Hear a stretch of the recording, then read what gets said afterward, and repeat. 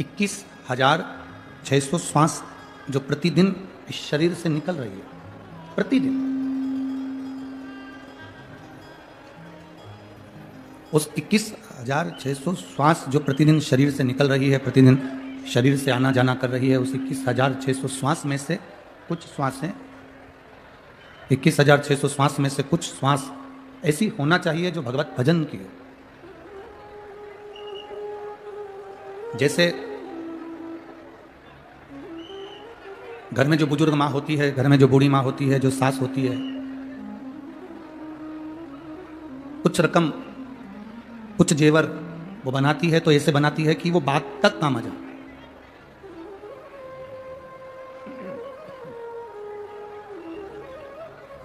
घर की एक बुजुर्ग माँ अगर कोई जेवर बनवा रही है तो वो ऐसे बनवाती है कि वो बात तक काम आए, आखिरी तक वो जेवर जो उसने बनवाए हैं अपनी बहू को, अपने पोता बहू को वो चढ़ा सके, वो काम में आ जाए। बचपन, जवानी, अधेड़ी, बुढ़ापा। शिव महापुराण एक बड़ी सुंदर बात कहती है कि बचपन में जो आपने भजन किया, बचपन में जो आपने देवादिदेव महादेव को एक लोटा जल समर्पित किया, बचपन में जो आप भगवान शंकर के मंदिर तक गए हो, जवानी में जो आपने भगवान शंकर का भजन किया है, जवानी में जो आप शिव के मंदिर तक गए हो, जैसे बचपन जवानी में भजन किया जाता है, तो वो भजन बचपन जवानी में एक लोटा जल अगर शिव जी को समर्पित किया जाता है तो वो एक लोटा जल बचपन जवानी में जो तुमने भगवत नाम का कीर्तन करा, राम नाम, कृष्ण नाम, शिव नाम, विट्ठल, पांडुरंगा, हरि विट्ठल, जो तुमने भजा है, भगवान का जो भजन किया, वो तुम्हारा भजन कभी भी बूढ़ा नहीं होता। तुमने जो बचपन और जवानी में जो भजन किया, वो भजन तुम्हारा कभी बूढ़ा नहीं होता। 30 वर्ष की अवस्था में, 35 वर्ष की अवस्था में, 40 वर्ष की अवस्था में, 45 वर्ष की अवस्था में जो तुमने कमाया है, जो तुमने मेहनत करी है, 30, 35, 40 वर्ष की अवस्था में जो तुमने कमाया, जो तुमने मेहनत करी, तुम्हारी मेहनत का जो धन होगा, तुम्हारी मेहनत की जो प्रॉपर्टी होगी, तुम्हारी मेहनत का जो प्लाट होगा, तुम्हारी मेहनत की जो जमीन होगी, वो जमीन, वो धन, वो संपदा, वो प्रॉपर्टी, तुम बूढ़े भी हो जाओगे ना, तो जब तुमने 30 वर्ष की अवस्था से लेकर 45 वर्ष की अवस्था में, 50 वर्ष की अवस्था में जो तुमने कमाया है, ये प्रॉपर्टी, ये धन तुम्हारा बुढ़ापे तक तुम्हारा साथ देता है। जो तुमने 30 वर्ष की अवस्था में, जो तुमने 30 वर्ष की अवस्था में, 35 वर्ष की अवस्था में, 40 वर्ष की अवस्था में जो तुमने कमाया, वो तुम्हारा बुढ़ापे तक, आखिरी की श्वास तक तुम्हारा साथ देता है, आखिरी श्वास तक।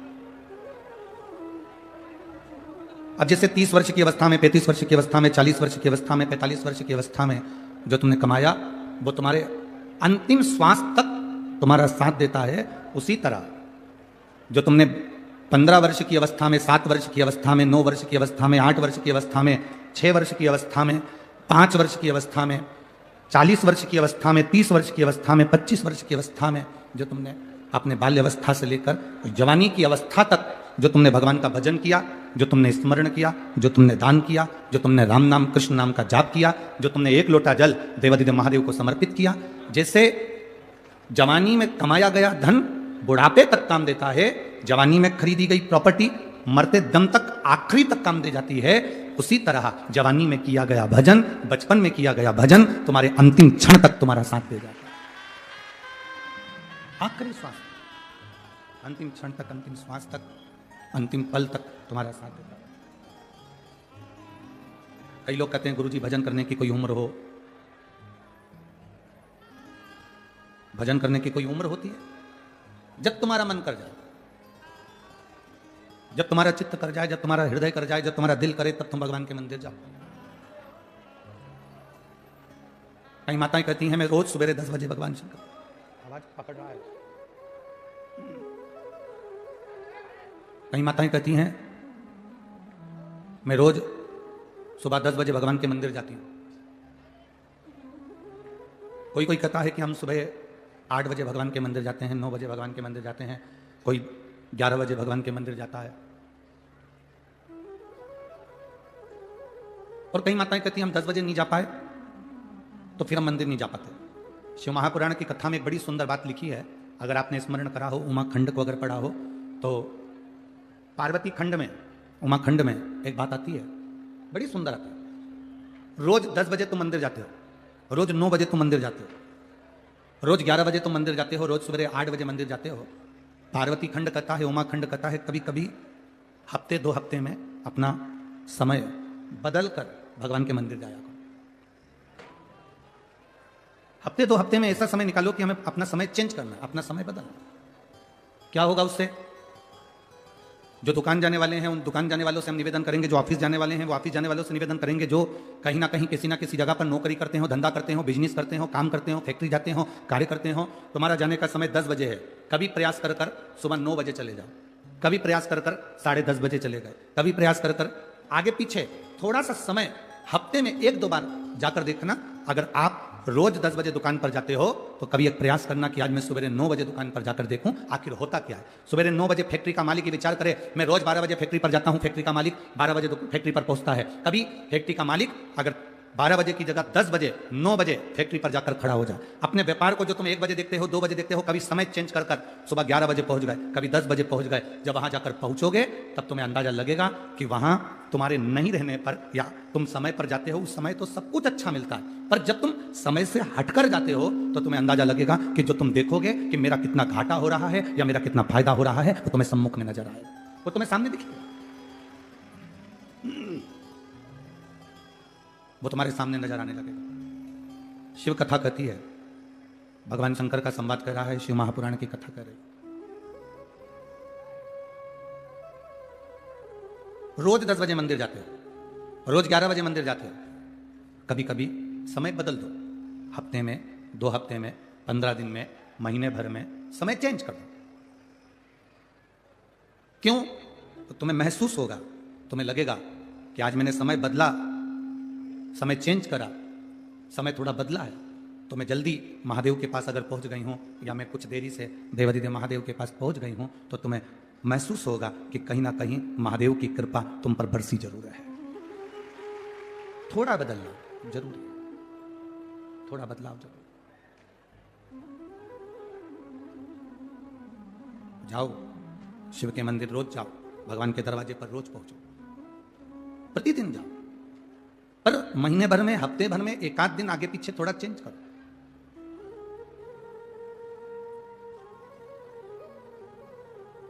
रोज देवाधिदेव महादेव को जल चढ़ाते हो, प्रतिदिन भगवान शंकर को जल चढ़ाने के लिए जाते हो, कभी कभी थोड़ा सा बदलाव कर कर देखिए, थोड़ा सा बदलाव। एक दिन महादेव को जल चढ़ाने के लिए गए, हो सकता है कभी कभी तुम्हारे साथ भी होता हो कि आज लोटा भूल गए, जल भूल गए या कोई बेलपत्र भूल गए, तो फिर करना क्या है? आज अगर हम पात्र लेकर नहीं आए, जल लेकर नहीं आए, लोटा लेकर नहीं आए, मंदिर में नहीं पहुंचे हैं या कोई सामग्री लेकर नहीं आए हैं, तो उस समय पर, उस जगह पर फिर आप प्रयास करना कि जो मंदिर में सेवा मिल जाए, कोई सफाई करने का मौका मिल जाए, झाड़ू लगाने का मौका मिल जाए, बुआरी काटने का मौका मिल जाए, कुछ रंगोली डालने का मौका मिल जाए, तो उसको करने का प्रयास करो, फिर उसको करो, उसका फल आपको मिलेगा। अरे मैंने तेरे ही भरोसे बाबा, तेरे ही भरोसे, उसने धारण कर ली। आज के जमाने में मकान बनाना कठिन नहीं है, आज के जमाने में गाड़ी लाना कठिन नहीं है, आज के जमाने में सेठ बनना, अमीर बनना कठिन नहीं है। पहले कुछ लोग होते थे जिनके पास में 1-2 लाख रुपए होते थे, लोग उनको लखपति कहते थे, लोग उनको करोड़पति कहते थे। आज इतने पंडाल में जितने बैठे हो ना, जितने इस पंडाल में बैठे हो, मेरे महादेव पर भरोसा रखकर कहता हूं कि आप में से कोई कंगाल नहीं, सब लखपति।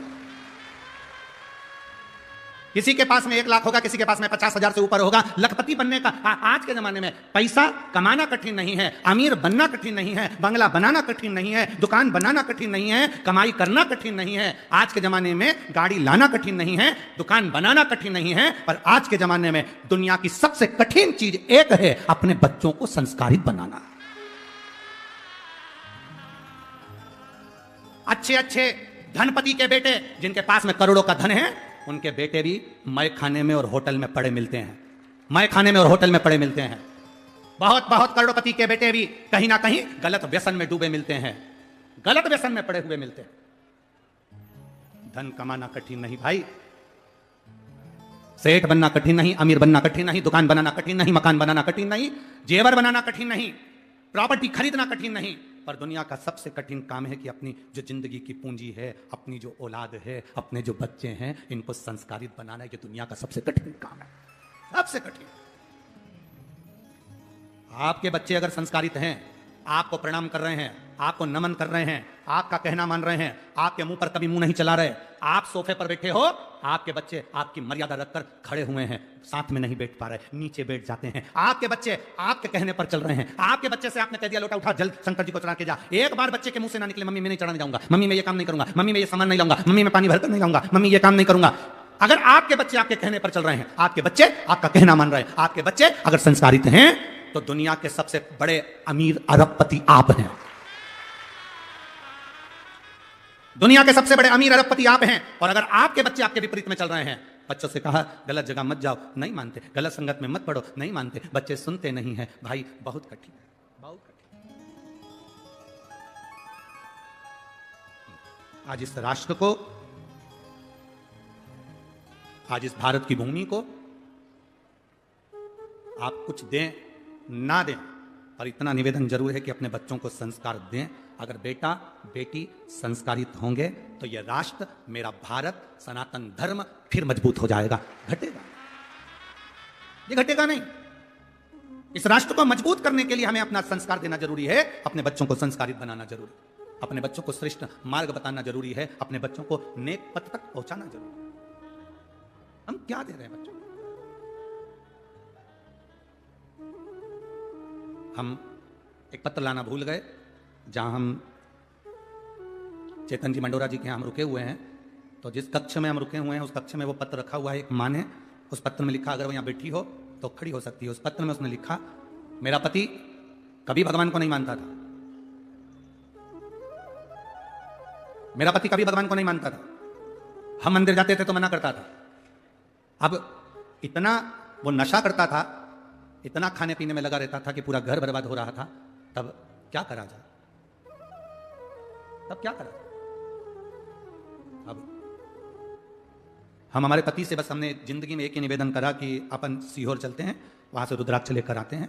हम हमारे पति को जैसे तैसे मना कर सीहोर ले गए, वहां से रुद्राक्ष लिया, उन्होंने वो रुद्राक्ष वहां रखा, हमने कंकर शंकर की पूजन करी, हमारे पति ने वो रुद्राक्ष की पूजन करी, और वही रुद्राक्ष मेरे पति ने गले में धारण कर लिया। गुरुजी, आज 2.5 साल हो गए, मेरे पति ने न मदिरा को हाथ लगाया, न मांस को हाथ लगाया। वो पत्र जो हम मंडोरा जी के यहाँ रुके हैं, चेतन जी मंडोरा जी के यहाँ, वहां रखा है। आज शाम को जाने के बाद हम मंडोरा जी को पत्र दे देंगे, अभी पढ़ना उस पत्र को, उस पत्र का स्मरण करिएगा। अगर पक्की दृढ़ता आपके भीतर है, पक्का भरोसा आपके भीतर है, पक्का विश्वास आपके भीतर है, तो आप जिंदगी में कभी हार नहीं सकते। आपका विश्वास, आपका भरोसा आपको बल प्रदान करता है।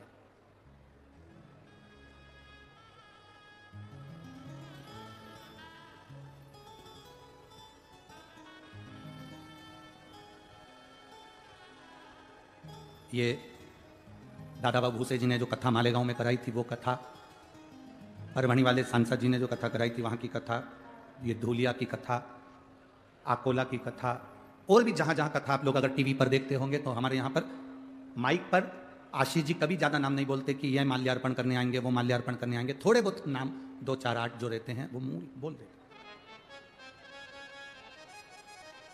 एक माला, एक प्रणाम और एक प्रशंसा।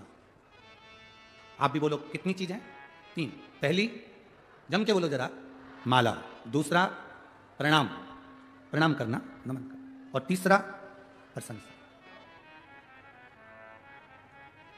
ये 3 चीजें जिसको बहुत अच्छी लगती है, जिसको बहुत अच्छा लगता है कि लोग मुझे प्रणाम करें, दुनिया के लोग मुझे नमन करें। दक्ष प्रजापति को महादेव ने प्रणाम नहीं करा था, और दक्ष प्रजापति को सबने प्रणाम करा, पर महादेव ने नहीं करा। ये दक्ष प्रजापति के भीतर होना था कि सबने प्रणाम करा, मेरे जमाई ने प्रणाम नहीं करा तो मुझे श्राप नहीं देना चाहिए, मुझे अपशब्द नहीं करना चाहिए। पर जिसको प्रणाम करवाने का शौक होता है, वो एक ना एक दिन बर्बादी की कतार पर आकर खड़ा हो जाता है, बर्बादी की कतार पर आकर खड़ा हो जाता है। दूसरे नंबर पर माला ज्यादा ना पहने, ये अहंकार उत्पन्न कर देती है, इसलिए कोई माला देता भी है तो उस माला को आपको समर्पित है, ये माला अहंकार उत्पन्न कर देती है। तीसरे नंबर पर अधिक प्रशंसा, किसी व्यक्ति की बहुत प्रशंसा करो, वो अभिमान उत्पन्न कर देता। माला के चक्कर में तो बहुत झगड़े भी होते हैं महाराज। आज की अब तो नहीं होते, अब तो हमारे यहाँ ज्यादा माला कर्पण का ज्यादा रखते नहीं है। और आप लोग तो इतने समझदार हैं धुलिया वालों कि जिन्होंने कोई लंबी लिस्ट यहाँ आशीष जी को नहीं देते कि इनको बुलाओ कि उनको बुलाओ तो 2 घंटे तक ये काम टूट जाए। बहुत इसी को समर्पण करते हैं और मैं धन्यवाद दूंगा पूरी धुलिया की टीम को। साधुवाद यार, साधुवाद। नहीं तो माला के चक्कर में तो बहुत बहुत बहुत लफड़े होते हैं। बहुत हमारी 20-22 साल पहले कथा थी नर्मदा जी के तट पर कजलास के पास में। अब नर्मदा जी के तट पर कथा,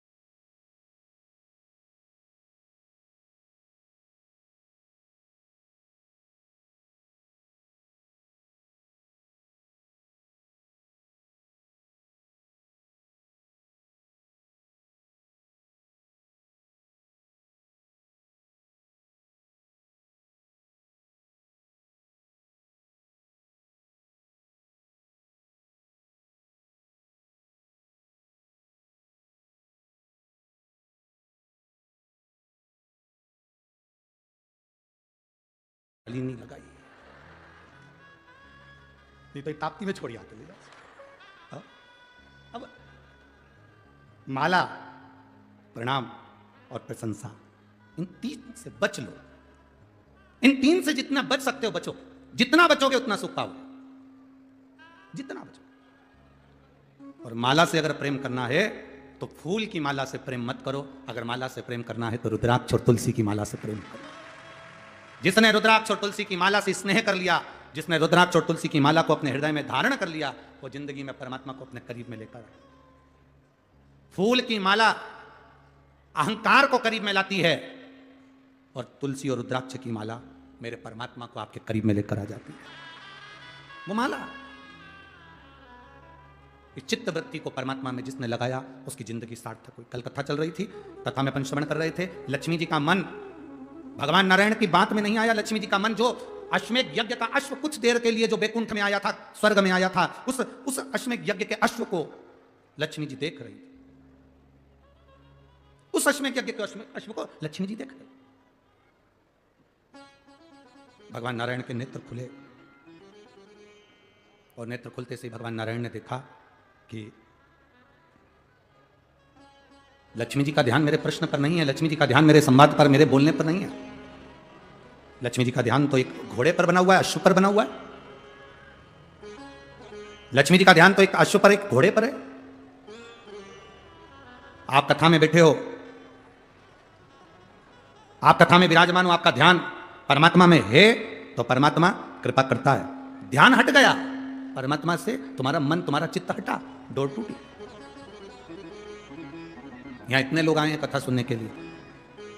आज पंडाल फिर बढ़ाए गए, पीछे और पंडाल लगाए गए, साइड में भी बढ़ाए हैं, उधर भी बढ़ाए हैं। पर पंडाल बढ़ाने वाला भी कितना बढ़ाए, रोज बढ़ाता है, उससे ज्यादा तो तुम आ जाते हो।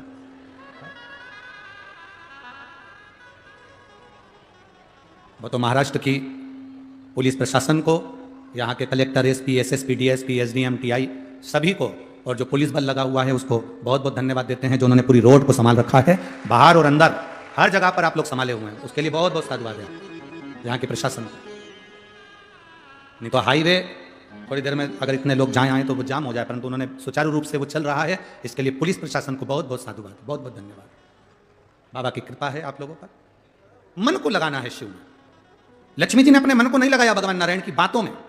जिसने श्रेष्ठता से, मन से, हृदय से, चित्त से शिव महापुराण की कथा को अपने अंदर उतार लिया, उसकी जिंदगी सार्थक हो गई। जो उतारने के बाद भी अपने जीवन को दोहरी जिंदगी में जीता है वो फिर नष्ट होगा। दोहरी जिंदगी किसको कहते हैं थोड़ा समझिएगा। आप देवादिदेव महादेव को जल चढ़ा रहे हो, आपका चढ़ाया गया जल आपको अच्छा लग रहा है और दूसरा अगर जल चढ़ा रहा है तो उससे आप नफरत कर रहे हो, वो श्रेष्ठता नहीं। इसको दोहरी जिंदगी कहते हैं, इसको दोहरा कर्म कहते हैं, इसको दोहरी भाव कहते हैं, दोहरी दृष्टि कहते हैं। आज के जमाने में प्रत्येक व्यक्ति दोहरी जिंदगी जी रहा। अपना बेटा अगर अच्छे नंबर से पास हो गया और पड़ोसी के बेटे के 2 नंबर, 5 नंबर, 10 नंबर ज्यादा आ गए, तो अपना बेटा पास हुआ तो पड़ोसी का बेटा अच्छे नंबर से पास हो गया, तो दोहरी जिंदगी में फिर कह दिया उसकी तुम्हां पर पहचान होगी, पैसे वाला है, थोड़ा पैसा दे दिया होगा इसलिए काम हो गया होगा। दोहरी जिंदगी है, दोहरी जिंदगी। मक्खी दूध में गिर गई, थोड़ा सा दूध था तुमने फेंक दिया। मक्खी घी में गिर गई,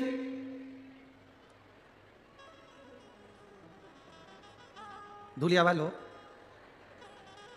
5 किलो घी में मक्खी गिर जाए फेंक दोगे?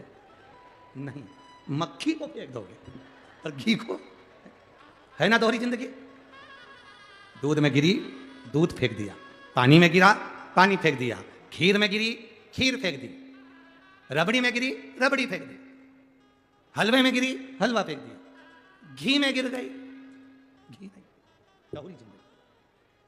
हमारा पूरा जीवन दोहरी जिंदगी में चलता है, दोहरी जिंदगी। दामाद अच्छा मिल जाए, मेरी बेटी को साथ लेके चलता है। इतना दामाद अच्छा मिल जाए तो पूरे मोहल्ले में किया है, पूरे धूलिया में, कॉलोनी में, सोसाइटी में, मेरा दामाद इतना अच्छा, मेरी बेटी को तो पलक फावड़े पे रखता है, इतना बढ़िया रखता है, इतना अच्छा नेचर मेरे दामाद का, मेरी बेटी के देना वैसा करता है। मेरा दामाद जैसा दुनिया में किसी का दामाद नहीं होगा, मेरी बेटी के पेट का पानी नहीं हिलने दे, ऐसा दामाद साथ लेकर जाए, मिलाने लाए, मिलाने कर ले जाए, हर हफ्ते 2 हफ्ते में फोन लगाए, हफ्ते 2 हफ्ते में मुझे मिलाने लेकर आए। मेरे दामाद जैसा दामाद नहीं हो सकता। अब जैसा तुम्हारा दामाद कर रहा है वैसा कि वैसा ही तुम्हारा बेटा तुम्हारी बहू के साथ करे, तो तुम 2-4 जगह जाकर के, क्या उसकी मां के यहां गई थी, जरूर कुछ करवा के लाई।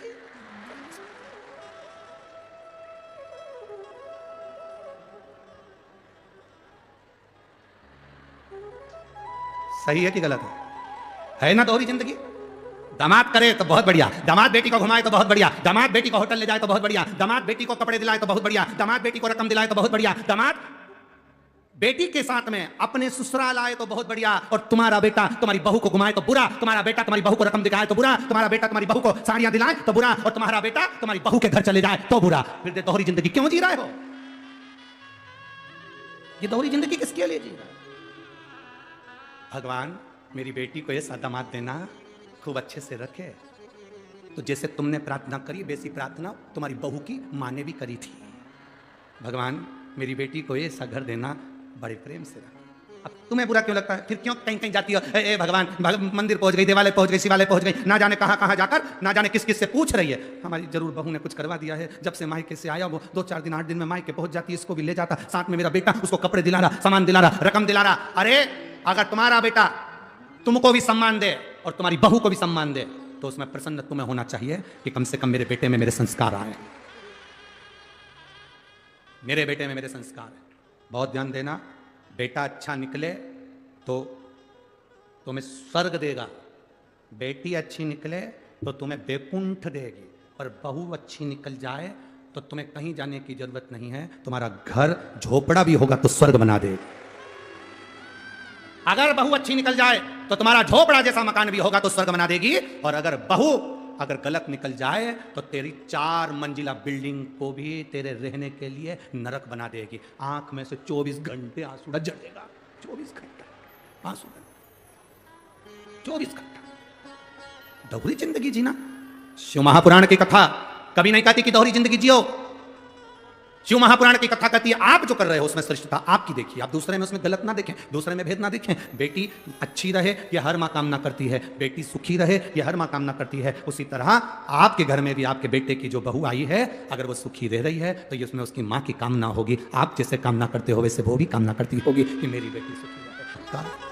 पर अपने को कोई फर्क नहीं पड़ता, खाया बिना रह जाऊं पर बोला बिना। इसलिए जो अच्छा लगे वो बोलो। आपको समझने की जरूरत है, अगर आपका दामाद आपको अच्छा लगता है तो आपकी बहू का जो पति है वो भी किसी का दामाद होगा। इसलिए उसका भी आदर और उसका भी समर्पण बहुत जरूरी है, बहुत जरूरी,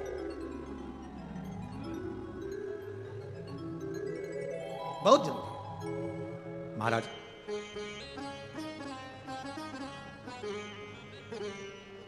शिव कथा कर रही है, लक्ष्मी जी मन को ना लगा पाए, उनका ध्यान भटका था।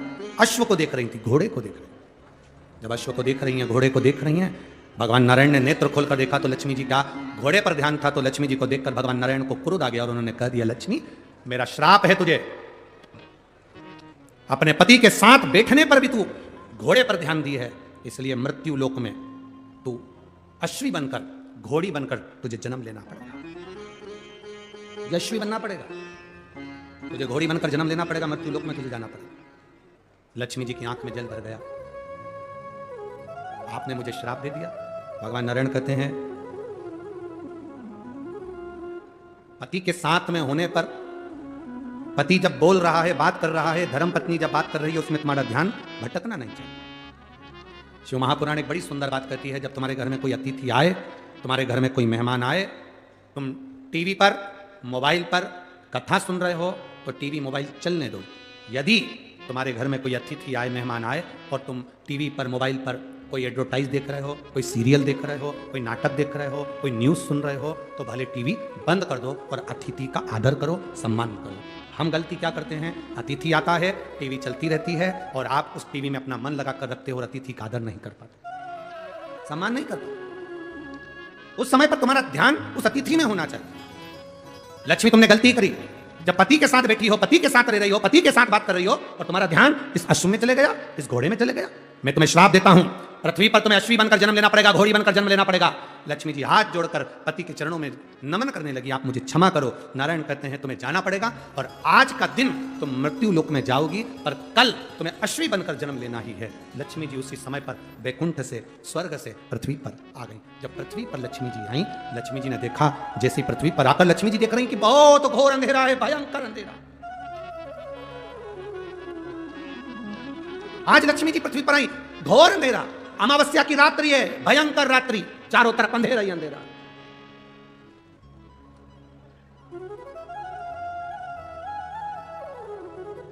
लक्ष्मी जी पृथ्वी पर आते से मृत्यु लोक में जब भ्रमण करने लगी और भ्रमण करते करते लक्ष्मी जी ने विचार करा मैं कहां जाऊं, एक रात्रि की बात है, आज मैं इस अंधेरे में कहां जाऊंगी। रात्रि का समय था, लक्ष्मी जी भ्रमण करती हुई चारों तरफ देख रही थी, सबके दरवाजे बंद थे, सबकी खिड़कियां बंद थी, सबका द्वार बंद था, कहीं लक्ष्मी जी को जाने की जगह नहीं मिली। एक दरवाजा खुला था और वहां पर एक मिट्टी का दिया जिसमें से प्रकाश टिमटिमा रहा था। लक्ष्मी जी उस घर के अंदर प्रवेश करी। एक बूढ़ी मां बैठी कपड़े को सिल रही थी, बूढ़ी मां वस्त्र बना रही थी। एक बूढ़ी मां वस्त्र बना रही है, बूढ़ी मां कपड़े को सिल रही है। अब लक्ष्मी जी अंदर जाकर बूढ़ी माता को नमन किया, प्रणाम किया। लक्ष्मी जी ने कहा मां क्या मैं एक रात्रि आपके यहां रुक सकती हूं? बूढ़ी मां काम में लगी हुई थी, उसने गादी बिछा दी, एक तकिया दे दिया, लक्ष्मी जी को पहचानी नहीं, इतना कहा बहन आप आराम करो, आप रुको, आप रहो। मां मुझे भूख लग रही है, भूख लग रही है। कपड़ा छोड़कर मां, कपड़ा छोड़कर मां, कपड़े को छोड़कर मां उस माता लक्ष्मी को पहचानी नहीं, पर एक स्त्री के लिए भोजन ढूंढने के लिए गई, पर घर इतना साधारण सा था, बड़ी गरीब परिस्थिति का था, भोजन जितना बनाया था वो समाप्त हो चुका।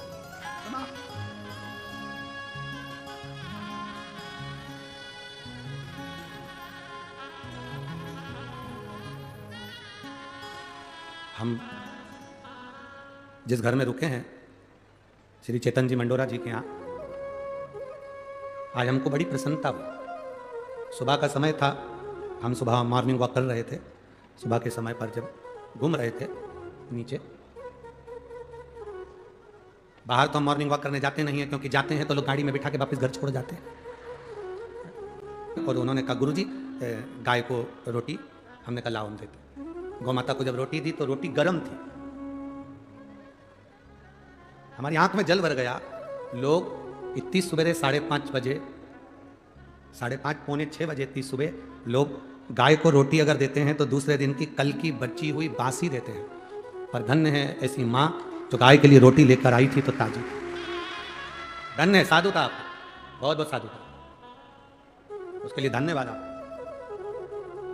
ताजी रोटी को माता को दी। हम मन में सोचे कि यही भाव, ये संस्कार बच्चों में होना चाहिए, ये भाव होना चाहिए। कुछ अच्छा लगता है आपके नगर में, आपके गांव में, आपके क्षेत्र में, तो हम कहने में पीछे नहीं हटते, और जो बुरा लगता है उसको अगली कथा में कह देते, यही कि यही नहीं कहते।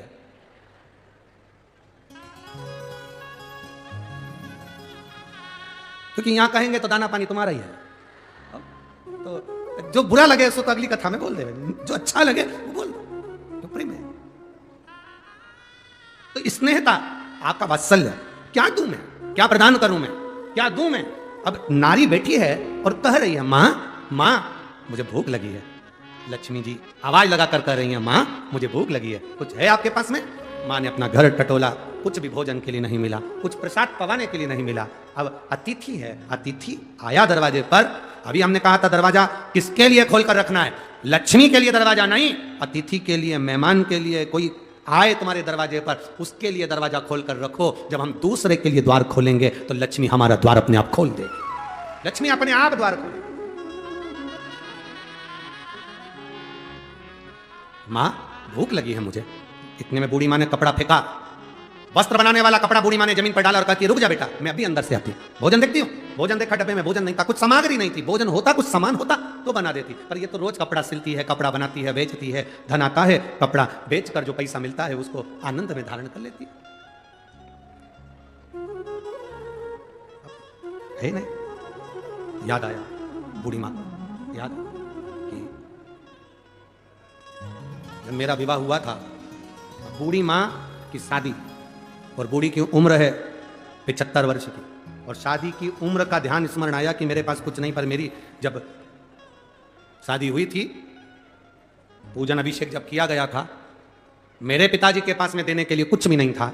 उन्होंने अपने एक वृक्ष में से शहद मधु को लाकर मुझे दे दिया था। वो मधु का डब्बा मेरे पास में रखा हुआ, शहद का डब्बा मेरे पास रखा हुआ,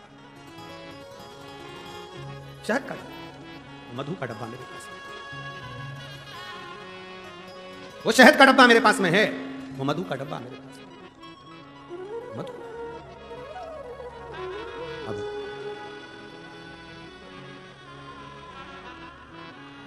कोई तुम्हारे स्मरण में जब आए, तुम्हारी चित्तवृत्ति में, तुम्हारे स्मरण में जब कुछ आए, तो इस बात को उतार कर रखना। महालक्ष्मी शिव महापुराण की इस कथा को अपने अंदर उतार कर रखिए।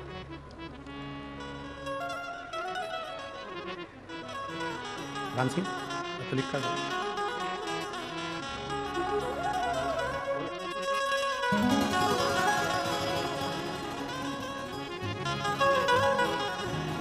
मधु।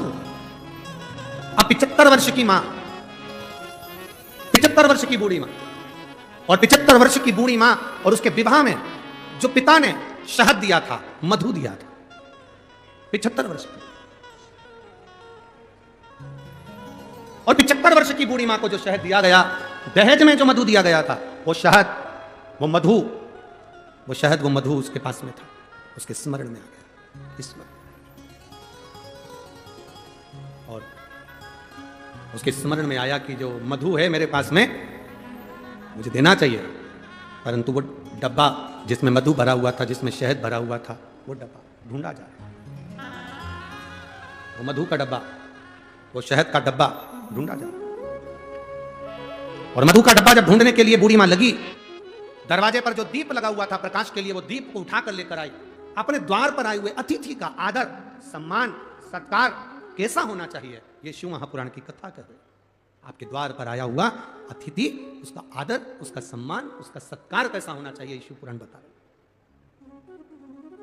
इसीलिए इस महाराष्ट्र की पवित्र भूमि पर जगह जगह पर लिखा रहता है अतिथि देव भव। महाराष्ट्र की पवित्र भूमि पर जहां तुम जाओ महाराष्ट्र के अंदर जगह जगह पर लिखा मिल जाएगा अतिथि देवो। अतिथि का सम्मान हम करना सीखें, अतिथि का सत्कार हम करना सीखें।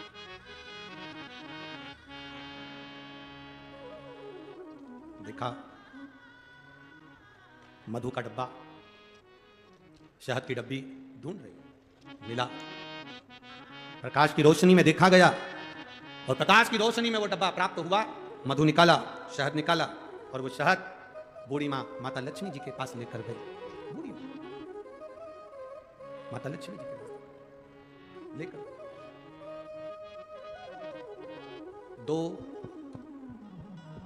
33 कोटि देवी देवता में 2 देवता ऐसे हैं जिनको मधु शहद प्रिय है और उस मधु शहद की प्रियता में वो अपने पास का जितना वैभव होता है वो प्रदान कर देते हैं। 2 देव, एक देवाधिदेव महादेव, 33 कोटि देवी देवता में एक देव ऐसे हैं जिनको महा संबोधन से संबोधित किया गया। कौन है वो? जम के बोलो जरा। महादेव, जिनको महासंबोधन से संबोधित किया गया, संबोधित किया। और 33 कोटि देवताओं की जो धर्म पत्नियां हैं, देवियां, उन देवियों में केवल एक देवी है जिस देवी के नाम के आगे महा का संबोधन लगाया गया, वो केवल एक लक्ष्मी है जिसे महालक्ष्मी कहा गया। महासंबोधन, एक महादेव है और दूसरी महालक्ष्मी। बाकी के किसी देवी के आगे महा का संबोधन नहीं दिया गया। महालक्ष्मी का संबोधन त्रिदेवी में, पार्वती मैया हो, सरस्वती मैया हो, उसमें महालक्ष्मी का संबोधन, महासंबोधन लक्ष्मी के आगे आया और त्रिदेव में महासंबोधन देवाधिदेव महादेव के सामने आया। इसलिए इन एक महादेव और एक महालक्ष्मी, ये 2 देवता ऐसे हैं, एक देवता एक देवी ऐसी हैं जिन पर मधु का प्रयोग सुख प्रदान करता है। अब दुनिया के लोगों ने कहा गुरुजी आप एक बात कर देते हो,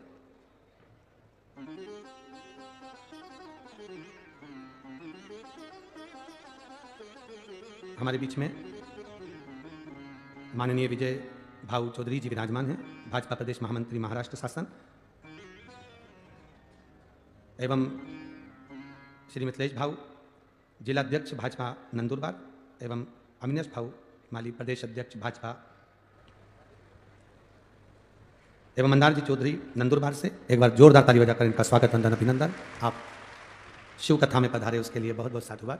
बाबा की कृपा आप सभी पर बनी रहे। शिव कथा करिए। एक देव महादेव और दूसरे नंबर पर देवी लक्ष्मी महालक्ष्मी, जिन पर मधु का प्रयोग। एक हमने पहले कथा में कहा था कि उसका लोगों ने उपहास भी किया, हंसी भी उड़ाई, पर लोगों ने उसका प्रयोग करा तो फल भी पाया। आज भी उस पत्र को, यहाँ पर भी एक पत्र है उसका, हम बताएंगे। हमने कहा था कि बीज पत्ती पर शहद लगाकर जब आप अपनी पूरी मेहनत करें, पूरा कर्म करें और अच्छी मेहनत में तल्लीन रहें, और मेहनत करते हुए जब किसी कार्य के लिए जाएं तो मध्य पत्ती में मधु लगाकर, शहद लगाकर, सुना था कि नहीं सुना था? शहद लगाकर शिवलिंग पर उसको लगाकर फिर जाइए, कार्य में सफलता मिलती है। ये हमने कहा था। अब दुनिया के लोग भले हंसे, पर जिन्होंने स्कंद पुराण पढ़ी हो, कूर्म पुराण पढ़ी हो, लिंग पुराण पढ़ी हो, मत्स्य पुराण पढ़ी हो, और जिसने कभी जिंदगी में एक बार शिव महापुराण का स्मरण करा हो या देवी भागवत का स्मरण करा हो, तो उसमें मधु का, शहद का बड़ा महत्व बताया गया। मधु का, शहद का बड़ा महत्व। शहद, मधु एक देवाधिदेव महादेव को समर्पित करने वाला और एक मां लक्ष्मी को समर्पित करने वाला क्या देता है? ये शिव पुराण की कथा कर रही है। जब बूढ़ी मां के पास में कुछ भी नहीं था, 80 साल, 70, 80, 50, 60 साल पुराना शहद, मधु रखा था। शहद, आप लोगों में से कितने लोग हैं जिनके घर में शहद है, मधु है? रखो। अब मधु आपके घर में है,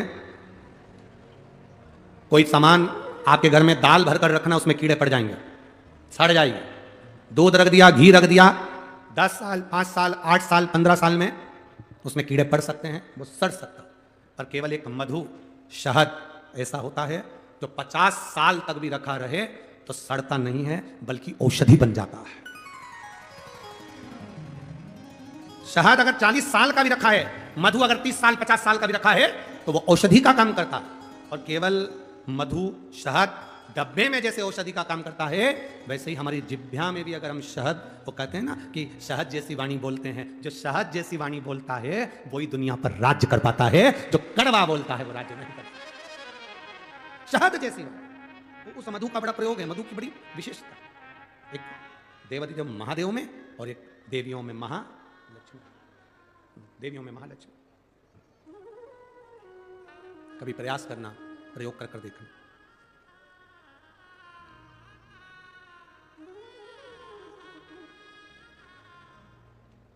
कभी प्रयास करना।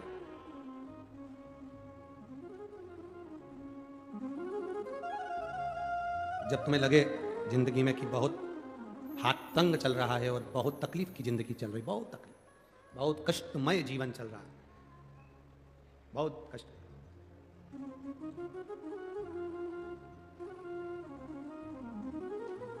एक देव दीपावली आती है। कभी तुम लोगों ने पढ़ा? पंचांग में, कैलेंडर में उसका वर्णन आता है। पढ़िए देव दीपावली, अरे बोलो तो जम के पढ़िए। एक देव दीपावली आती है, एक दीपावली, एक देव दीपावली। इन दोनों दीपावली के दिन अगर प्रयास करना, अगर बहुत कष्टमय जीवन चल रहा हो, फैक्ट्री भी ना चले, दुकान भी ना चले, व्यापार भी ना चले और कर्जा बढ़ते जा रहा हो, टेंशन ही टेंशन पूरी जिंदगी में हो रहा हो, कहीं से संपदा आ नहीं रही हो, धक्के की जिंदगी चल रही हो, तो एक बार मधु का प्रयोग कर कर देखना। महालक्ष्मी की अगर पूजन कर रहे हो देव दीपावली पर या दीपावली पर, तो पान के पत्ते पर एक शहद की बिंदी रखकर लक्ष्मी जी को भोग लगाइए और शंकर जी के मंदिर में उसी दीपावली को या देव दीपावली पर शंकर भगवान के शिवलिंग पर एक पत्ते पर या पुष्प पर एक बूंद शहद लगाकर शिव जी को समर्पित कर कर देखिए। अगला वर्ष तक इंतजार करना, बाबा आपकी जिंदगी में चार चांद ना लगा दे उस मधु के बल पर, तो आनंद के लिए प्रयास करिए। मधु में क्या बल है? ये शिव महापुराण की कथा कर रही है। लक्ष्मी जी को श्राप दिया गया, तू अश्व की योनि में जाएगी, अश्वी बनेगी, घोड़ी बनेगी। भगवान नारायण ने लक्ष्मी को पृथ्वी पर भेज दिया। लक्ष्मी जी पूरी रात्रि, अमावस्या की रात्रि अंधेरे में भ्रमण कर रही हैं, कहीं उनको जगह नहीं मिली। एक दरवाजा खुला था, दीपक टिमटिमा रहा था, लक्ष्मी जी उसमें प्रवेश कर गई। बूढ़ी माँ कपड़े बना रही थी, भोजन मंगा, भोजन था नहीं। बूढ़ी माँ ने शहद का डब्बा ढूंढ लिया, मधु की डब्बी ढूंढ ली। उस मधु की डब्बी को, उस शहद की डब्बी में से थोड़ा सा मधु लाकर लक्ष्मी जी को दे दिया। थोड़ा सा मधु लाकर, थोड़ा सा शहद लाकर लक्ष्मी जी को दिया।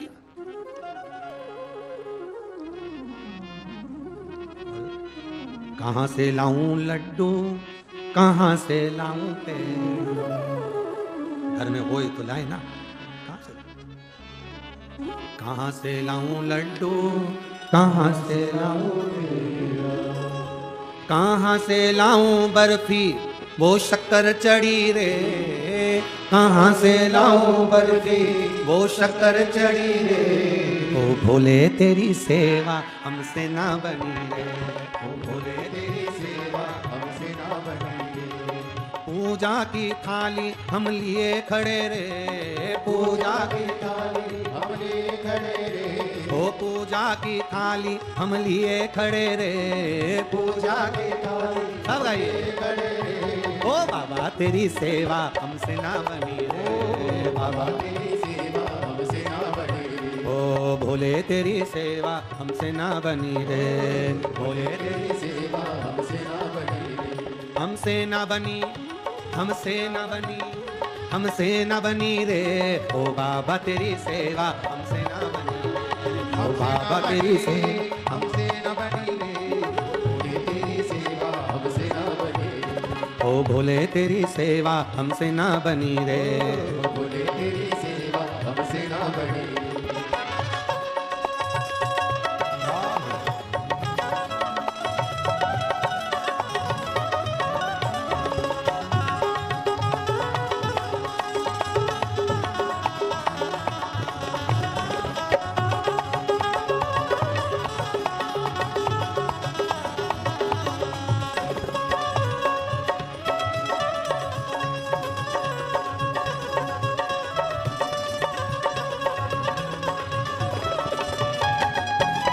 शंभो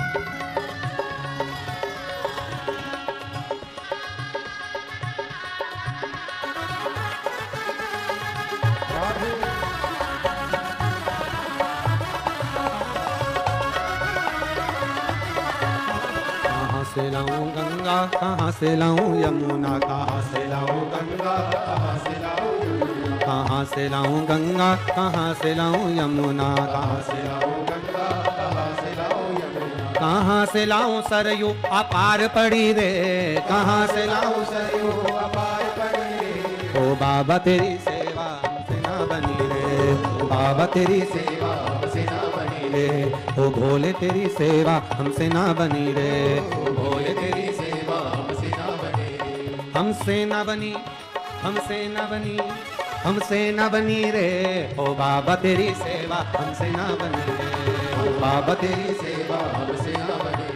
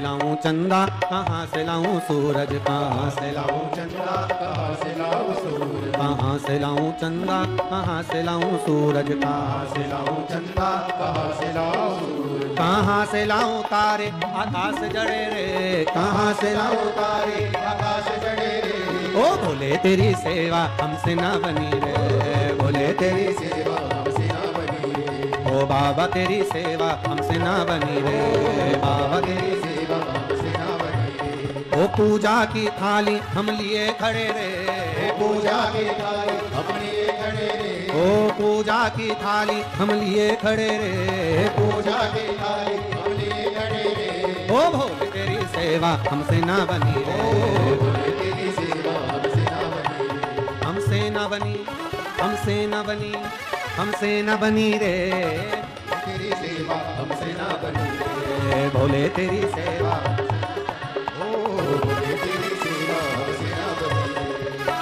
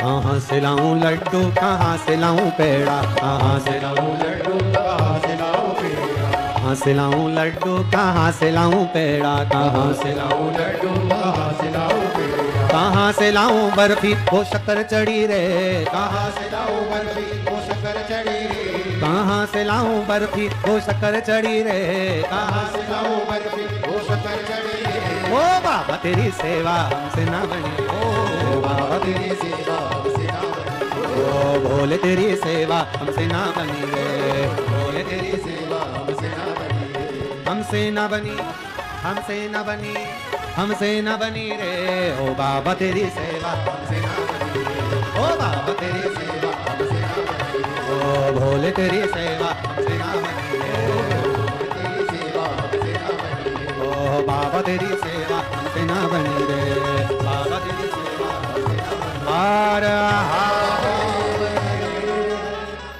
अपने स्थान पर बैठकर भगवान देवाधिदेव महादेव से अपने हृदय की बात भगवान शिव जी से बड़े भाव के साथ आनंद के साथ कहिए। जहां जगह मिले वहां बैठकर भगवान देवाधिदेव महादेव से अपने हृदय की बात करिए। जहां जगह मिले वहां बैठो, दिल से बाबा से प्रार्थना करिए, भाव से साथ में उच्च स्वर में बाबा से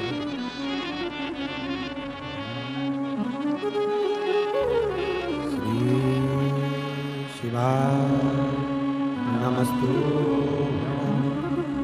श्री शिवाय नमस्तु, श्री शिवाय नमस्तु, श्री शिवाय नमस्तु, श्री शिवाय नमस्तु। भोला सब दुख काटो भार, ओ भोला सब दुख काटो भार, शिव शंकर जब तेरी माला, भोले बाबा जब तेरी माला, भोला सब दुख काटो भार, ओ भोला सब दुख काटो भार।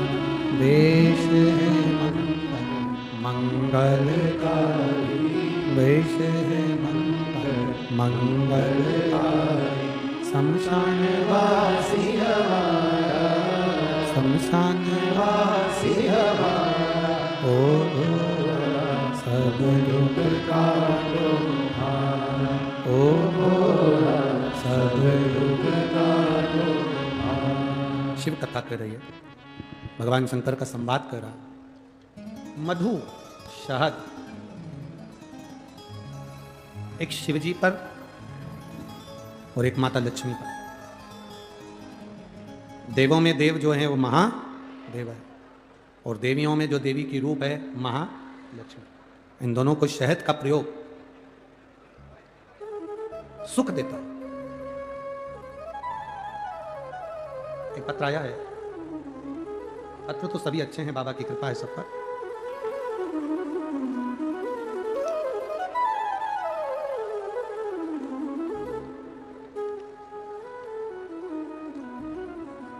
श्रीमती कल्पना बाल्मीक, श्रीमती कल्पना बाल्मीक राजपूत हैं। मैं दहाने गांव से हूं और मैं यहाँ मेहाणी उपनगर गांव में रहती हूँ। कहीं बैठी हो तो हाथ हिला सकती हैं, अगर कहीं बैठी हो तो अपने दोनों हाथ हिला सकती हैं। श्रीमती कल्पना बाल्मीक राजपूत, दहाने गांव से हूँ और मैं यहाँ मोहाड़ी उपनगर गांव में रहती हूँ। मेरा मोबाइल नंबर ये है। कहीं बैठी है, हाथ हिला दो। हाँ ठीक है, दिख गए। एक बार ऐसे वापस हाथ हिलाओ। हाँ वापस हिला दो, ठीक है। बाबा शिवजी पे चढ़ाए गए शहद की बेलपत्र और बाबा की कथा श्रवण करने का फल क्या? गुरुदेव, मेरा बेटा घर पर बैठे बैठे नौकरी की तैयारी करता, पर कहीं नौकरी नहीं लगी। उसको 3 साल हो गए। आखिरी में वो हार गया। मुझसे कहता, आई मेरी कभी नौकरी नहीं लगना है सरकारी, ये पक्का। गुरुदेव, आप माला गांव की कथा में कथा करने आए थे, तब हम लोग कथा सुनने के लिए गए थे। उसमें आपने एक बात कही थी कि बेलपत्री के मध्य पत्ती पर जब पूरी मेहनत करो तो एक मध्य पत्ती पर लगाया गया शहद, एक चावल का दाना शिवजी को चढ़ा कर जाना। हम लोग सीहोर भी गए, वहां से रुद्राक्ष लेकर आए, कंकर शंकर पूजन करी। बेटा जो हार चुका था मन से, बाबा का हम क्या गुणगान करें गुरुदेव, बेटे ने एक बार फिर वापिस से सरकारी नौकरी के लिए अप्लाई करा और बाबा की कृपा ऐसी हुई कि अब की बार बाबा ने उसको सिलेक्शन करा दिया और मेरा बेटा भारतीय सेना बीएसएफ में लग गया। मैं बाबा को यहाँ नमन करने आया। गुरुदेव, जैसे बाबा जब देता है तो छप्पर फाड़ कर देता है, गुरुदेव, मुझे अंदाजा नहीं था कि बाबा सही में इतना देता है। मेरे एक बेटे को तो बाबा ने सरकारी नौकरी में लगा दिया, पर बाबा ने मुझे कम नहीं दिया, और कृपा मेरे बाबा ने बरसा दी। और जो मेरा बाबा ने दूसरी कृपा करी मेरे दूसरे बेटे पर भी, आज बाबा की कृपा इतनी है गुरुदेव कि दुनिया के लोग हंसते थे, पर मेरे बाबा ने जो दिया मेरे दोनों बच्चों को ही उन्होंने काम से लगा दिया, और बाबा की कृपा मुझ पर हुई। मैं बाबा को नमन करने आया हूं। आपने एक लाइन कही थी गुरुदेव, खुद को महादेव से जोड़ दो और बाकी का सब महादेव पर छोड़ दो, तो बाबा संभालता जरूर है। बैठिए माँ। एक पत्र और बड़ा सुंदर आया है। मैं अश्वनी निनाद पाटिल, धूलिया साकरी रोड से हूँ। कहीं बैठी हो तो हाथ हिला सकती हैं। अगर कहीं बैठी हो तो हाथ हिला सकती हैं। अश्वनी निनाद पाटिल, धूलिया साकरी रोड से बोल हूँ मैं। मेरे पति निनाद सुरेश पाटिल, जो कि भाजपा युवा मोर्चा उपाध्यक्ष धूलिया से हैं। हमारी शादी 2021 में हुई थी गुरुदेव। इसमें हमारी शादी को कई साल बीत गए और पेट में गठानें हो गई थी। गठान में से एक गठान जो कि पूरी तरह से फट चुकी थी, वो गठान पूरी तरह से ब्लास्ट हो चुकी थी, उसका पॉइजन पेट के अंदर फैल गया था। उस गठान को तो निकलवा दिया, बस निकलवा दिया। डॉक्टर के हिसाब से डॉक्टर ने कह दिया था कि मैं कभी मां नहीं बन सकती, क्योंकि आपके पेट में जो गठान का जहर, गला पकड़ रहा है बाबू, गठान का जो जहर है वो पॉइजन बन गया था, जिससे तुम्हारा बच्चा जानी खराब हो चुकी है। आपको कभी संतान का सुख नहीं आएगा। किसी ने हमसे कहा कि सफेद आंकड़े की जड़ का प्रयोग करो। बाबा की कृपा का क्या गुणगान करूं गुरुदेव। हमने सफेद आंकड़े की जड़ का प्रयोग करा और बाबा की कृपा से गर्भ ठेरा, और बाबा की कृपा से मेरे यहां संतान की प्राप्ति हुई। बच्चा लाए हो, ले आओ, ले आओ।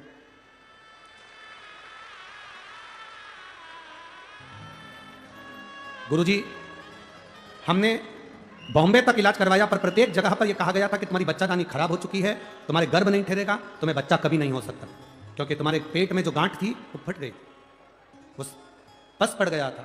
और बाबा की कृपा तो बाबा की कृपा है गुरुदेव, जो बाबा ने मुझे संतान दी। मैं बाबा को यहाँ नमन करने के लिए आई हूँ। ये शिव कृपा, उदारता है शंकर, इसको शिव की उदारता कहते हैं, शंकर की करुणा कहते हैं, शंकर की उदारता कहते हैं, शिव की अविरल भक्ति कहते हैं।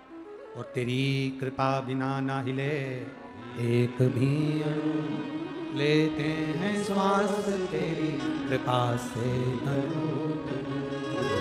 बखान क्या करूं मैं राखों के ढेर का, चपटी भगोत में खजाना तुरेगा।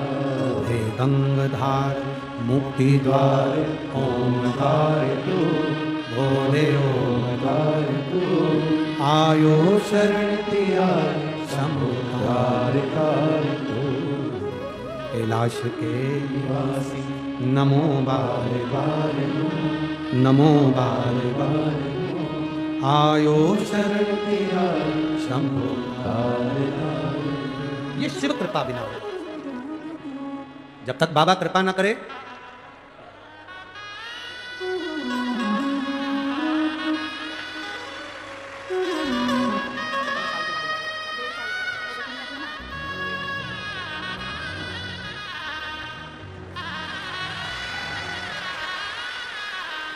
पेट में जो गांठें थीं वो फट गई थी, उसके कारण बस पॉइजन फैल गया था, जिसके बाद मुंबई तक के डॉक्टरों ने कह दिया था कि इनको संतान नहीं होगी, पर देने वाला तो देव अधिदेव महादेव है, वो झोली भरता है।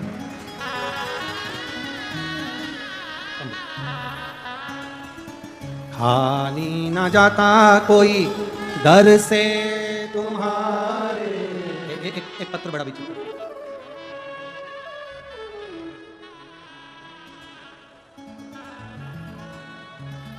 एक बेटी है दर्शना जालिंदर माली, बाल गोपाल विजय व्यायामशाला, गली नंबर 14, जूने धूलिया। मोबाइल नंबर ये है। कहीं बैठी हैं तो हाथ हिला सकती हैं। अगर कहीं बैठी हो, दर्शना जालिंदर माली, बाल गोपाल विजय व्यायामशाला, गली नंबर 14, जूने धूलिया। इस बेटी को, कहीं बैठी है आपकी बेटी आई है के साथ में? नहीं आई है? आई है बच्ची, आई है, ठीक है, इसको लिया। ये वो बेटी है जिसके शरीर में एक बीमारी हो गई थी, जिस बीमारी में शरीर की एक एक नस बंद होती चली जाती है और पूरा शरीर पलंग पर पड़ा रहता है। आखिरी में ये बीमारी एक ऐसी बीमारी है जो 1,00,000-1,50,000 लोगों में से किसी किसी एक को होती है। और ये बच्ची का शरीर आप इस फोटो में देख सकते हैं। जब बच्ची पलंग पर पड़ी है उसका शरीर कोई काम नहीं करता था। शरीर की नसें चौक हो गई, शरीर ने काम करना बंद कर दिया, ना हाथ हिलता, ना पांव हिलता, ना श्वास ले पा रही थी। शरीर पूरी तरफ से जब बेकार हो गया, जिस बीमारी को जीबीसी भी कहते हैं, इसका इलाज कहीं नहीं है, कोई गारंटी नहीं इसको बचने की। डॉक्टर ने केवल हमें 14 दिन दिए थे कि 14 दिन बाद ये बेटी का क्या होगा ये भगवान ही जान सकता। हमने इसको भर्ती रखा, रात दिन इसका इलाज हुआ, पर कोई डॉक्टरों ने हाथ फेंक दिया। डॉक्टरों ने कहा कोई चमत्कार ही हो सकता है जो इस बेटी को बचा ले। इस बीमारी के अंतर्गत बचना बहुत कठिन होता। शरीर धीरे धीरे काम करना बंद कर दिया, हाथ पैर हिलना बंद हो गए, सांस लेने में तकलीफ होने लगी और बीमारी इतनी बढ़ गई कि कहीं जा सकती ना आ सकती। तब किसी पड़ोसी ने कहा कि शंकर जी पे चढ़ा हुआ एक बेलपत्र इसके पलंग के पास रखो, एक लोटा जल शिव जी को चढ़ाकर उसका आचमन करो। सियोर वाले महाराज कहते हैं शमी के पत्ते का प्रयोग करना प्रारंभ करो। हमने शमी के पत्ते का प्रयोग करना प्रारंभ करा, जल चढ़ाना प्रारंभ करा। बच्ची को मुख में जल दे देते थे, शरीर तो काम कर नहीं रहा था, पलंग पर से उठ पाती नहीं थी। पर बाबा का क्या करुणा है गुरुदेव, हम सीहोर गए, वहां से रुद्राक्ष लाए, उसका पानी रात को गलाते, सवेरे शिव जी को चढ़ाते, पिलाते और बेटी को देते। आज डॉक्टरों ने हाथ फेंक दिए थे, इस बीमारी का कोई इलाज नहीं है, पर आज मेरी बेटी अगर चलकर कथा में आई है तो ये बाबा देवाधिदेव महादेव की कृपा है।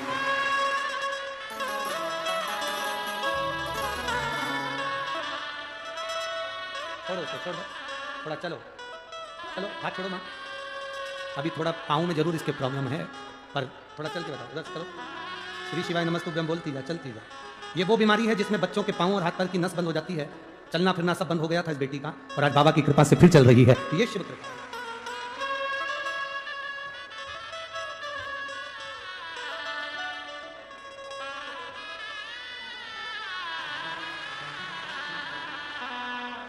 अरे लुटा दिया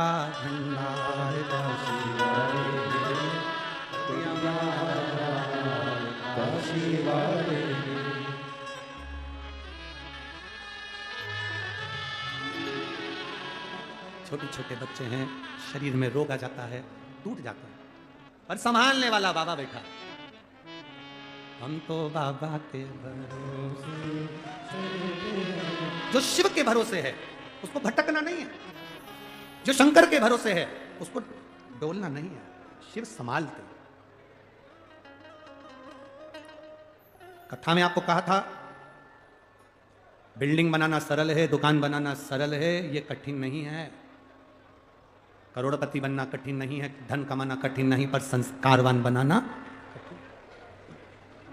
प्रयास करो।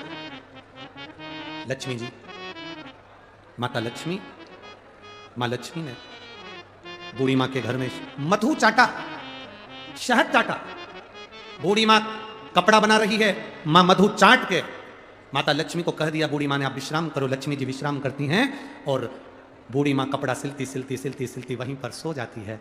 दूसरे दिन मां की जब आंख खुलती है, लक्ष्मी जी वहां से चली गई होती हैं, उस झोपड़े को माता लक्ष्मी महल बना देती है। महल, एक मधु शहद, दीपावली की रात्रि में शंकर भगवान को चढ़ाया गया शहद, लक्ष्मी जी को भोग लगाया गया शहद, या देव दीपावली के दिन माता लक्ष्मी को लगाया गया शहद का भोग, शहद का प्रसाद, माता लक्ष्मी को दी गई एक बूंद शहद हमारी जिंदगी की सार्थकता को सिद्ध कर देती है। एक बूंद शहद। जैसे लक्ष्मी जी को दिया गया एक बूंद शहद, शिव जी को दिया गया एक बूंद शहद तुम्हारी जिंदगी को सार्थक बना देती है, उसी तरह 5 प्रदेशों में चुनाव होने जा रहे हैं, वोटिंग होने जा रही है। मैं संपूर्ण देशवासियों से, संपूर्ण प्रदेशवासियों से, जिन जिन प्रदेशों में वोट डाले जा रहे हैं, जिन जिन प्रदेशों में वोटिंग होने जा रही है, जिन जिन प्रदेशों में चुनाव लड़े जा रहे हैं, जिन जिन प्रदेशों में 17 तारीख को वोटिंग हो रही हो या किसी और तारीख को वोटिंग हो रही हो, उन संपूर्ण देश प्रदेशवासियों से निवेदन करूंगा, राष्ट्र के हित में, देश के हित में, भारत के हित में वोट डालने जरूर जाओ और वोटिंग जरूर करो। वोटिंग जरूर करिए, वोट जरूर डालिए। जैसे बेटी को वस्त्र का दान देते हो, जीवन में जैसे कन्या दान करते हो, अन्न दान करते हो, उसी तरह अपने जीवन में एक वोट का मतदान अवश्य करो और जिंदगी को सार्थक करो, अवश्य करिए। जिन जिन प्रदेश में वोटिंग होने जा रही है, प्रत्येक भोजन बाद में करो, पानी बाद में पियो, पहले जाकर राष्ट्रहित के लिए, भारत के सम्मान के लिए, भारत के हित के लिए वोटिंग जरूर करो। मेरा संपूर्ण प्रदेशवासियों से निवेदन है, होने वाली वोटिंग में आप आगे बढ़कर वोट अवश्य डालें और इस भारत को, इस राष्ट्र को मजबूत बनाने का प्रयास करें। आपका एक वोट पूरे राष्ट्र को मजबूत बनाएगा, ये निश्चित है। जरूर जाइए और हमारे राष्ट्र का उत्थान करिए, भारत भूमि का उत्थान करिए। राष्ट्रहित में आपका यह कार्य। एक बूंद शहद, एक बूंद शहद देवादिदेव महादेव को चढ़ाया, उसका फल है। एक बूंद शहद माता लक्ष्मी को चढ़ाया, उसका फल है। शिव महापुराण की कथा कहती है, बूढ़ी माँ का पूरा मकान जो झोपड़ा था वो पूरा बन चुका था, पूरा एक बूंद शहद माँ लक्ष्मी चाट। हम निवेदन करेंगे, कभी अगर योग लगे और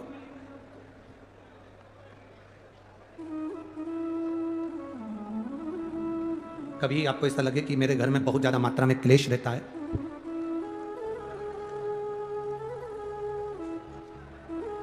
बहुत ज्यादा मात्रा में क्लेश रहता हो, बहुत झगड़ा, परिवार में विवाद, तो प्रयास करा करो जब आप देवादिदेव महादेव को जल चढ़ाने के लिए जाएं और प्रदोष का यदि दिन हो या महीने की शिवरात्रि हो या प्रदोष का दिन हो, तो उंगली में भले एक उंगली में जरा सा शहद लगा कर ले जाओ और अशोक सुंदरी वाली जगह पर और शिवलिंग पर उस शहद को लगाकर जल चढ़ाने का प्रयास करो।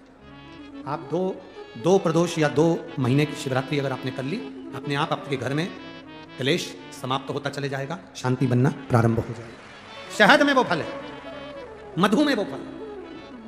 माता लक्ष्मी को सबसे ज्यादा प्रिय प्रसाद कौन कौन सा होता है? जल्दी बोलो, जरा जल्दी से बताओ। माता लक्ष्मी का प्रिय प्रसाद कौन सा है? कोई कहेगा खीर, कोई कहेगा सीरा हलवा, कोई कहेगा सिंघाड़ा, कोई कहेगा सीताफल, कोई कहेगा फल।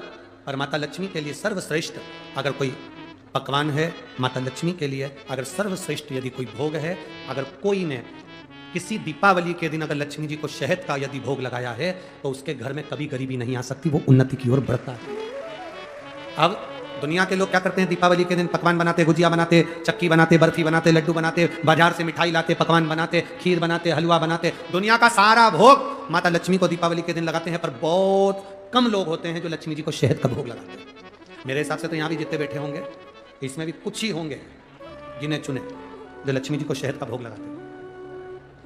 है कोई है शहद का जो भोग लगाते लक्ष्मी जी को? तो लक्ष्मी जी को शहद का भोग लगाते, लक्ष्मी को शहद की प्रियता, मधु की प्रियता, वो आनंद देता है। शिव महापुराण की कथा कहती है, भगवान शंकर का पावन चरित्र कर रहा है, शिव महापुराण वर्णन कर रही है। भगवान ब्रह्मा जी ने भगवान नारायण से कहकर एक विशाल पर्वत का मंथन करा, जिसने शिवलिंग की आकृति उत्पन्न करी और शिवलिंग की आकृति को उत्पन्न किया। भगवान नारायण ने भगवान शिवलिंग के चरण ढूंढे, सत्य कहा मुझे चरण नहीं मिले, इसलिए उनका नाम सत्यनारायण हो गया। भगवान ब्रह्मा जी आकाश मार्ग की ओर बढ़ते चले गए, उनको कोई शीश नहीं मिला तो केतकी के फूल से झूठ बुलवाया, माता गौ माता से झूठ बुलवाया और ब्रह्मा जी ने खुद ने झूठ बोला। ब्रह्मा जी स्वयं झूठ बोल दिया, उनका सिर कटा, कर्मनाशा नदी प्रकट हो गई। कर्मनाशा नदी, कटा हुआ शीश बट वृक्ष धारण कर लिया। बड़ के पेड़ के नीचे भगवान देवादिदेव महादेव स्वयं विराजमान हुए, जिनका नाम बटकेश्वर महादेव। बोल बटकेश्वर महादेव की। आगे वर्णन आता है, सुंदर प्रसंग के अंतर्गत चारों तरफ आनंद समाहित था। दक्ष प्रजापति की धर्म पत्नी माता प्रसूति और दक्ष प्रजापति माता भवानी की आराधना करते हैं। घर में एक बेटी का जन्म हो जाए, एक बेटी का जन्म। हमारे घर में एक बेटी और जन्म ले। स्वयं दुर्गा भवानी ने आकर कहा, सुनो दक्ष प्रजापति, तुम्हारे घर में इतनी कन्याओं का जन्म हुआ, उसके बाद में फिर तुम बेटी मांग रहे हो? दक्ष प्रजापति कहते हैं, बेटा अगर घर में जन्म लेगा तो एक कुल को तारेगा, और अगर बेटी घर में जन्म लेती है तो वो 2 कुल को तार देती है। इसलिए हमारे घर में बेटी का जन्म है, हमारे घर में बेटी जन्म है। मेरा बेटियों से निवेदन, तुम्हारे माता पिता अगर पढ़ा रहे हैं, तुम्हारे माता पिता अच्छे कॉलेज में भेज रहे हैं, तुम्हारे माता पिता अच्छी एजुकेशन दे रहे हैं, तुम्हारे माता पिता तुम पर पूरा भरोसा कर रहे हैं, तो मेरा बेटियों से निवेदन है, अपने माँ बाप के भरोसे को मत तोड़ना, विश्वास को मत तोड़ना, अपने माता पिता को कन्यादान का मौका जरूर देना, किसी एड़े टेढ़े के साथ ना जाना, प्रयास करना, अपने माता पिता को कन्यादान का मौका जरूर दीजिए।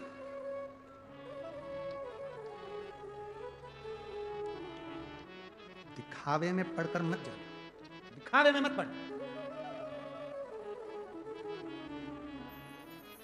थोड़ा कोई तुम्हें बॉडी शॉडी दिखा दे, कोई थोड़ा तुम्हें भुड़ भुड़ कर मोटरसाइकिल पे ले जाके चाउमीन खिला दे, गोलगप्पा खिला दे और तुम्हें गप्पा बना दे, ऐसा काम ना करिए, बचिए बचिए, गलत संगत में ना चले जाना। पार्वती मैया ने देव अधिदेव महादेव को अपना पति बनाया, सती मैया ने भगवान शिव को अपना पति बनाया, असुर आए, राक्षस आए, सब पाना चाहते थे पर कहीं नहीं गए। मेरा बेटियों से निवेदन है, अपने धर्म में, अपने सनातन धर्म में, अपने ही धर्म के अंदर विवाह करना, किसी दूसरे धर्म में मत चली जाए, किसी दूसरे धर्म में प्रवेश ना करें। थोड़े दिन की चांदनी नजर आती है, फिर अंधेरी रात पूरी जिंदगी नजर आती है। अपने धर्म के अंदर भले जैसा लड़का मिले और जैसे तुम्हारे माता पिता विवाह करा दे उसमें सुखी रहने का प्रयास करें, दूसरे धर्म में ना जाए। सती मैया के साथ शिव जी का विवाह हुआ, सती मैया ने अपने प्राणों को त्यागा, पार्वती जी का प्रागट्य हुआ, पार्वती जी के साथ में भगवान शंकर का मंगल विवाह हो रहा है। जोरदार ताली बजाकर भगवान शंकर पार्वती के मंगल विवाह का आनंद पाएं।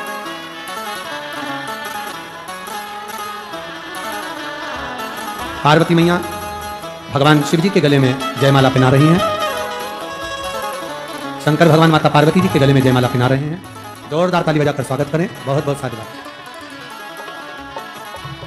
मैं साधुवाद देता हूं, हमारे बीच में माननीय श्री दादा बाबू भूसे जी साहब मंत्री महोदय आए हुए हैं, जो कि नीचे पे ही हैं।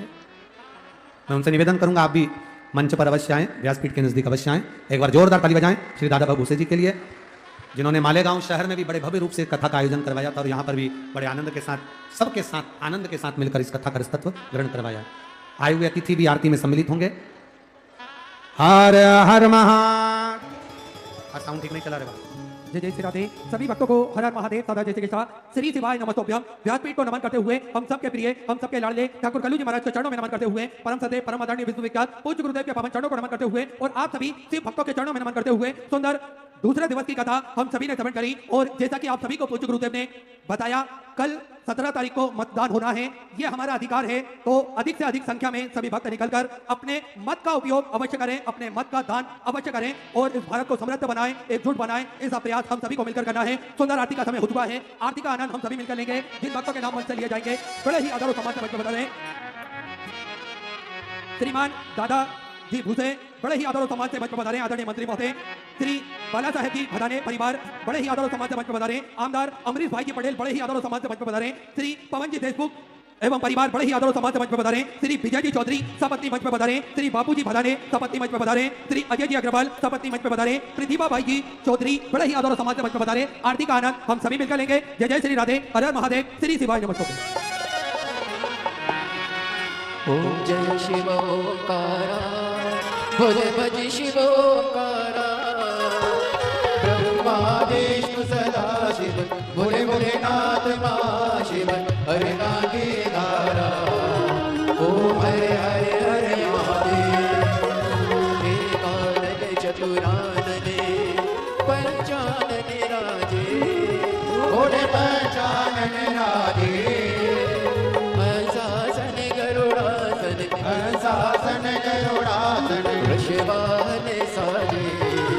ओम हरे हरे हरे महादेव।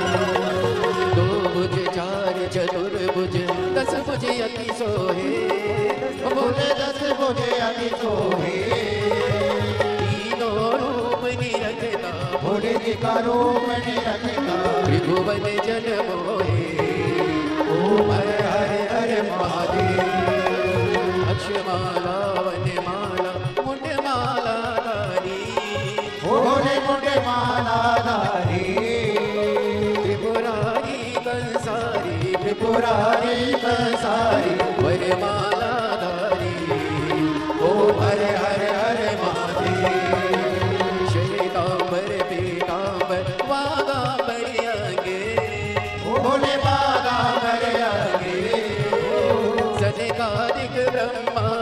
सनकादिक ब्रह्मादिक भूतादिक सके ओम हरे हरे हरे महादेव करे में श्रेष्ठ कमंडल चक्र त्रिशूल धरता बोले चक्र त्रिशूल धरता जग करता जग हरता जग करता जग हरता जग पालन करता ओम हरे हरे हरे महादेव ब्रह्मा विष्णु सदा शिव जानत अविवेका बोले जानत अविवेका प्रणवाचरते मते ओमाचरते मते जल तीनो एका ओम हरे हरे हरे महादेव काशी में विश्वनाथ विराजे नंदी ब्रह्मचारी बोले नंदी ब्रह्मचारी नित उठ भोग लगावत रुचि रुचि भोग लगावत महिमा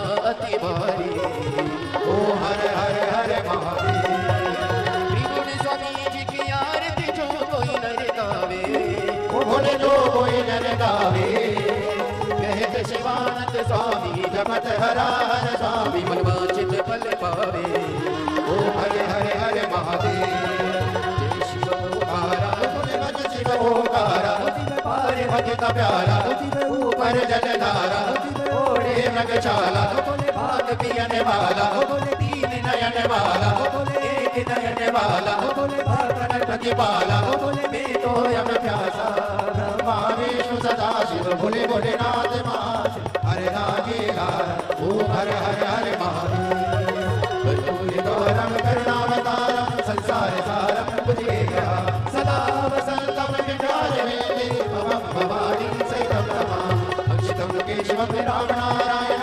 केशदामोदरं वासुदेवं सीतं माधवं गोपिकावल्लभं जानकी नायकं रामचन्द्रं हरे राम राम राम हरे हरे कृष्ण कृष्ण कृष्ण हरे हरे राम राम हरे हरे कृष्ण कृष्ण कृष्ण हरे काशी विश्वनाथ भगवान की जय कुबेरेश्वर धाम की जय ओम जगनेन जगन्नामाय जन्ता देवास्तानि धर्माणि प्रथमान्यसन्नाते हनाकं महिमानः सजन्ता जत्रा पूर्वे साध्यः शान्तिदेवाः ॐ एकदन्ताय विद्महे वक्रतुण्डाय धीमहि तन्नो दन्तिः प्रचोदयात् ॐ गणे अम्बिकायै च विद्महे कर्मसिद्ध्यै च धीमहि तन्नो त्रिपुरी प्रचोदयात् ॐ गतपुरुषाय विद्महे महादेवाय धीमहि तन्नो त्रिरुद्र प्रचोदयात् ॐ नाना सुगन्धि पुष्पाणि यथा कालोद्भवानि च पुष्पाञ्जलिर्मया दत्ता गण्यतां परमेश्वर तेषां शिवाय महामन्त्र पुष्पाञ्जलिं समर्पयामि काशी विश्वनाथ भगवान की जय हरे हरे महादेव हरे हरे महादेव हरे हरे महादेव